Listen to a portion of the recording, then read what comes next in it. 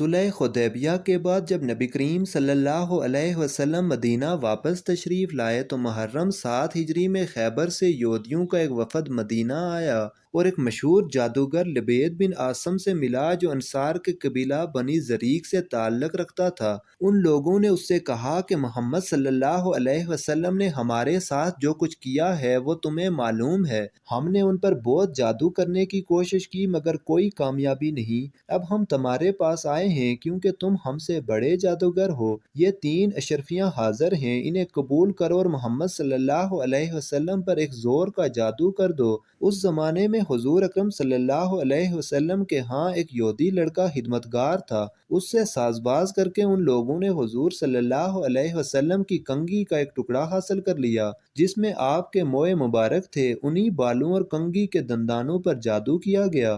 بعض روایات میں یہ کہ لبید بن عاصم نے خود جادو کیا تھا اور بعض میں یہ ہے کہ اس کی بہنیں اس سے زیادہ بڑی جادوگرنیاں تھیں، ان سے اس نے جادو کروایا تھا۔ بہرحال ان دونوں صورتوں میں جو صورت بھی ہو، اس جادو کو ایک نر کھجور کے خوشے کے غلاف میں رکھ کر لبید نے بنی زریق کے کنویں زروان یا ذی اروان نامی کی تہ میں ایک پتھر کے نیچے دبا دیا۔ اس جادو کا اثر نبی کریم صلی اللہ علیہ وسلم پر ہوتے ہوتے پورا سال لگا۔ دوسری ششمائی میں کچھ تغیر مزاج محسوس ہونا شروع ہوا۔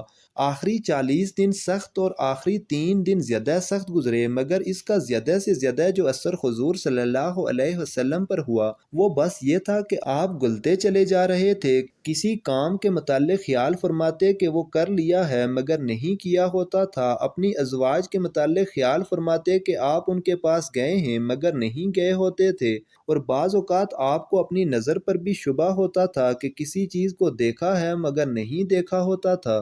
یہ تمام اثرات آپ کی ذات تک محدود رہے، حتیٰ کہ دوسرے لوگوں کو یہ معلوم تک نہ ہو سکا کہ آپ پر کیا گزر رہی ہے۔ آپ کے نبی ہونے کی حیثیت تو اس میں آپ صلی اللہ علیہ وسلم کے فرائض کے اندر کوئی خلل واقع نہ ہونے پایا۔ کسی روایت میں یہ نہیں ہے کہ اس زمانے میں آپ قرآن کی کوئی آیت بھول گئے ہوں یا کوئی آیت آپ نے غلط پڑھ ڈالی ہو یا اپنی صحبتوں میں اور اپنے وعظوں اور خطبوں میں آپ کی تعلیمات کے اندر کوئی فرق واقع ہو گیا ہو یا کوئی ایسا کلام آپ نے وحی کی حیثیت سے پیش کر دیا ہو۔ آخر کار ایک روز آپ حضرت عائشہ کے ہاں تھے کہ آپ نے بار بار اللہ تعالیٰ سے دعا مانگی، اسی حالت میں نیند آ گئی یا غنودگی طاری ہوئی اور پھر بیدار ہو کر آپ نے حضرت عائشہ سے کہا میں نے جو بات اپنے رب سے پوچھنی تھی وہ اس نے مجھے بتا دی ہے۔ حضرت عائشہ رضی اللہ عنہا نے عرض کیا کہ وہ کیا بات ہے؟ آپ نے فرمایا 2 آدمی میرے پاس آئے، ایک سرہانے کی طرف تھا اور دوسرا پائنتی کی طرف۔ ایک نے پوچھا انہیں کیا ہوا؟ دوسرے نے جواب دیا ان پر جادو ہوا۔ اس نے پوچھا کس نے کیا ہے؟ جواب دیا لبید بن عاصم نے۔ پوچھا کس چیز میں کیا ہے؟ جواب دیا کنگھی اور بالوں میں ہے، ایک نر کھجور کے خوشے کے غلاف کے اندر۔ پوچھا وہ کہاں ہے؟ جواب دیا بنی زریق کے کنویں ذی اروان کی تہ کے پتھر کے نیچے ہے۔ پوچھا اب اس کے لیے کیا کیا جائے؟ جواب دیا کہ کنویں کا پانی سونت دیا جائے اور پھر پتھر کے نیچے سے اس کو نکالا جائے۔ اس کے بعد نبی صلی اللہ علیہ وسلم نے حضرت علی رضی اللہ عنہ، حضرت عمار بن یاسر رضی اللہ عنہ اور حضرت زبیر رضی اللہ عنہ کو بھیجا۔ ان کے ساتھ جبیر بن ایاس الزرقی اور قیس بن محسن الزرقی بھی شامل ہو گئے۔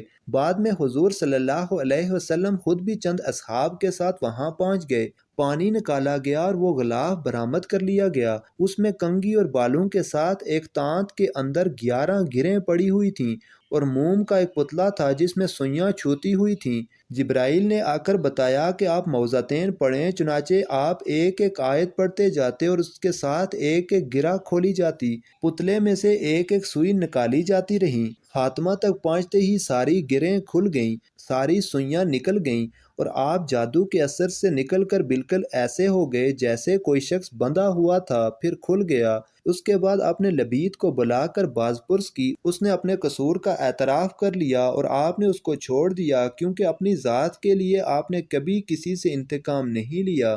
یہی نہیں بلکہ آپ نے اس معاملے کا چرچا کرنے سے بھی یہ کہہ کر انکار کر دیا کہ مجھے اللہ نے شفا دی ہے، اب میں نہیں چاہتا کہ کسی کے خلاف لوگوں کو بھڑکاؤں۔ یہ ہے سارا قصہ اس جادو کا، اس میں کوئی چیز ایسی نہیں ہے جو آپ کے منصب نبوت میں قادح ہو۔ ذاتی حیثیت سے اگر آپ کو زخمی کیا جا سکتا تھا جیسا کہ جنگ احد میں ہوا، اگر آپ گھوڑے سے گر کر چوٹ کھا سکتے تھے جیسا کہ احادیث سے ثابت ہے، اگر آپ کو بچھو کاٹ سکتا تھا جیسا کہ کچھ اور احادیث میں وارد ہوا ہے، اور ان میں سے کوئی چیز بھی اس تحفظ کے منافی نہیں ہے کہ جس کا نبی ہونے کی حیثیت سے اللہ نے آپ سے وعدہ کیا تھا، تو آپ اپنی ذاتی حیثیت میں جادو کے اثر سے بیمار بھی ہو سکتے تھے۔ نبی پر جادو کا اثر ہو سکتا ہے، یہ بات تو قرآن مجید سے بھی ثابت ہے، جیسا کہ قرآن مجید میں بیان کیا گیا ہے کہ بابل میں ہاروت و ماروت سے لوگ ایسا جادو سیکھتے تھے جو شوہر اور بیوی میں جدائی ڈال دے۔ یہ بھی ایک نفسیاتی اثر تھا، اور ظاہر ہے کہ اگر تجربے سے لوگوں کو اس عمل کی کامیابی معلوم نہ ہوتی تو وہ اس کے خریدار نہ بن سکتے تھے۔